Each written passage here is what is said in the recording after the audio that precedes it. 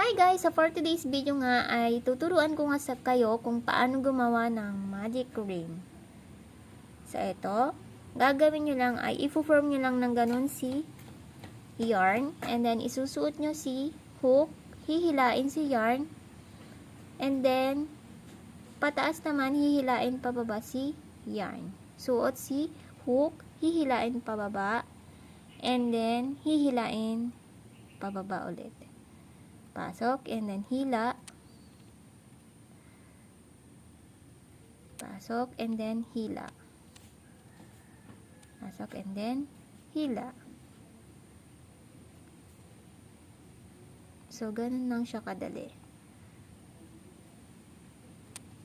So, para makasigurado tayo kung 6 ang ginawa natin, ay bibilangin natin dito. Dito tayo magsisimula. 1, 2, 3, 4, 5, and 6.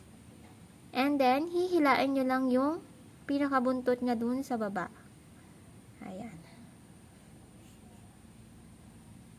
And then, sa pinakadulo mo naman isusuot yung hook. And then, kukuha ka ng yarn, hihilain mo, and then, ipapasok mo ang ganyan. And then, kuha ka ulit. Ayan. So, ganito lang po siya kadali. So, thanks for watching!